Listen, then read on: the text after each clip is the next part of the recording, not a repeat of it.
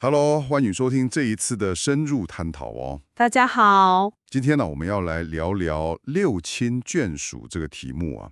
我们手边有一些廖老师回答问题的记录，也想从里面来梳理一下，面对这种常常很复杂的家庭关系，需要什么样的心态跟智慧。这个主题很重要。对啊，我觉得特别是把因果业力跟家庭关系这样连在一起看，这个切入点，蛮特别的。好的，那我们就来拆解一下。资料里面呢，好像一直提到这个亲属关系基础是因果跟缘分。没错。老师是怎么解释为什么我们会跟某些特定的亲人连在一起啊？不是随机的吗？这里就很有意思了。廖老师的观点是，很多关系，特别是家里面的，像是亲子啊、夫妻啊，常常是为了处理以前过去式没解决完的问题。过去式。对，所谓的累世情缘。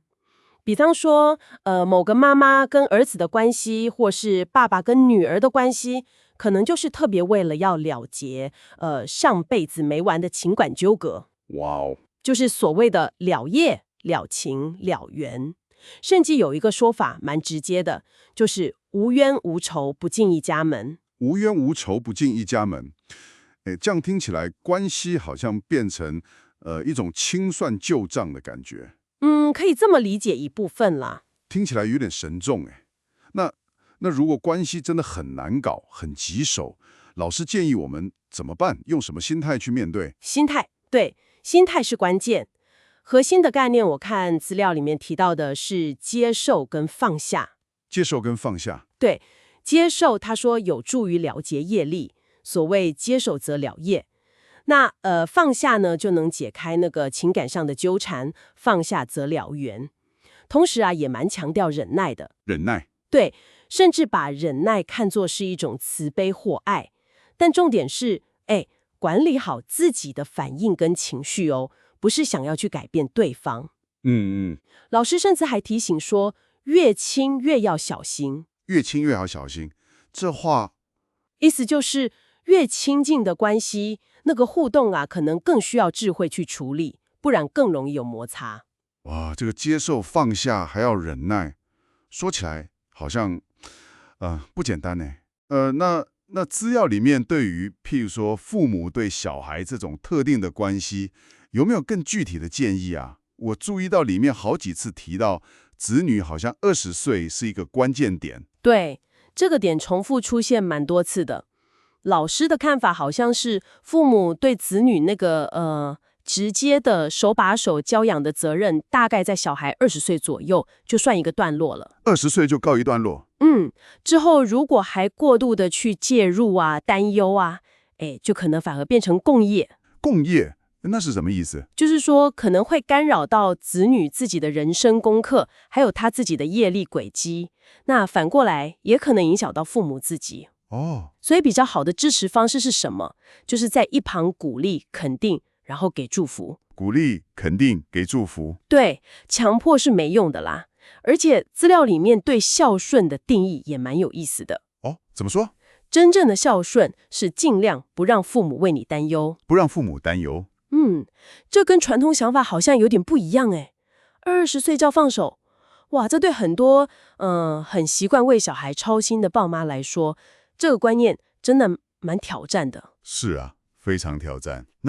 那如果情况变得很糟呢？譬如说家里冲突不断啊，或是有成员有成瘾问题，像赌博之类的，甚至是背叛，这种更严重的状况呢？老师好像认为这些困难往往源头是更深的业力问题，有时候能选的路可能很有限。这么说，可能就是忍或是离开。忍或离开。对，而且很重要的一点是，不要把别人的错揽到自己身上，要避免所谓的共业。不要共业。对，那像毒瘾这种资料里形容的像鬼上身一样的状况，建议可能就非常直接了。很直接。有时候可能要逃为上策。逃？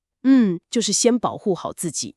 另外啊，资料里面也提到一个方法，用来处理冲突，或是说化解恶缘的。什么方法？就是念长音圣号。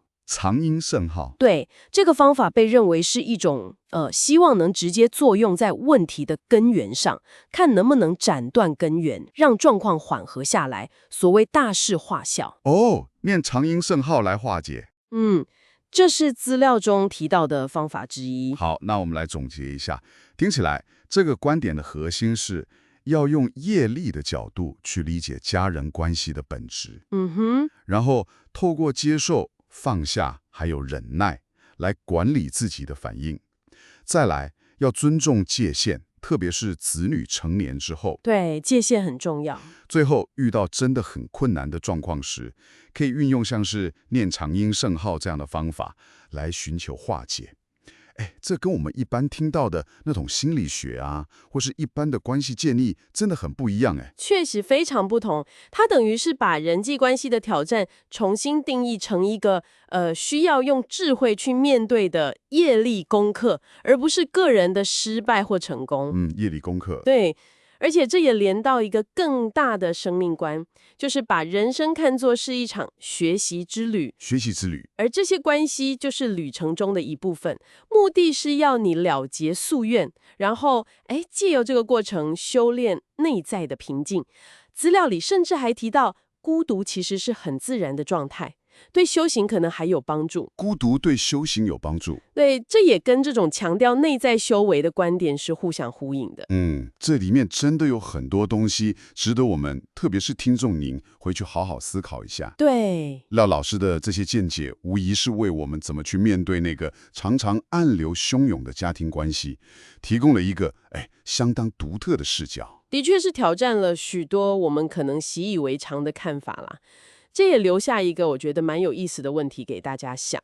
什么问题？就是说，如果我们的关系很大程度上是被过去的业力推着走，是为了了结某些事情而来的，那在这一生当中，我们除了学着去接受、去放下之外，对于要主动去塑造这些关系未来的走向，我们到底还有多少空间、多少可能性呢？